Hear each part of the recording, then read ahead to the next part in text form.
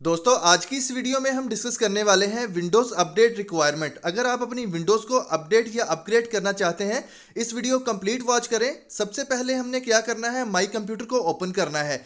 Open करने के बाद यहाँ पर हम देख सकते हैं सी ड्राइव है और डी ड्राइव है या ई ड्राइव है। सबसे पहले हमने सी ड्राइव को देखना है। सी ड्राइव में आपके पास 16 GB स्पेस का होना ज़रूरी है। अगर आपके पास सी ड्राइव में 16 GB स्पेस नहीं है तो आप अपनी विंडो को अपडेट या अपग्रेड नहीं कर सकते। तो ये सिंपल सा एक क्राइटेरिया है। अगर आपके पास यहाँ पर स्पेस है तो ही आप अपनी विंडोज़ को अपडेट कीजिएगा, अदरवाइज आपकी जो विंडो है अपडेट होने के बाद स्लो हो जाएगी। इसके बाद हम इसको क्लोज करते हैं। सेकेंडली हम डिस्कस करेंगे, माई कंप्यूटर पर राइट क्लिक करेंगे।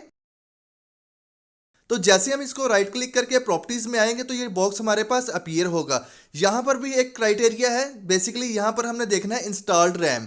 तो इंस्टॉल्ड रैम जो है वो रैम अप टू 2 GB होनी चाहिए, यानी कि 2 GB से ज़्यादा रैम होनी चाहिए। तो ही आप अपनी विंडो को अपडेट कर सकते हैं या करेंगे। अगर कर लेंगे तो आपकी जो विंडो है वो स्लो हो जाएगी।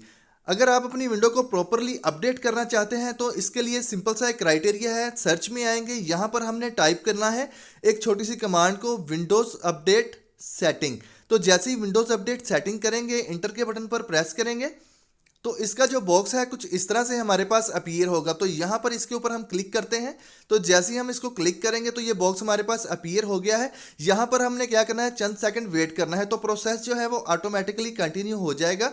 यहाँ पर जितनी भी अपडेट्स अवेलेबल हैं वो ऑटोमेटिकली डाउनलोड और इंस्टॉल हो जाएंगी। तो इसके बाद आपने सिंपल सा काम करना है, आपने अपने पीसी को रीस्टार्ट करना है। तो जो भी रिक्वायरमेंट्स हैं आपने इनको कंप्लीट करना है, तो ही आप अपनी विंडो को अपडेट या अपग्रेड कर सकते हैं।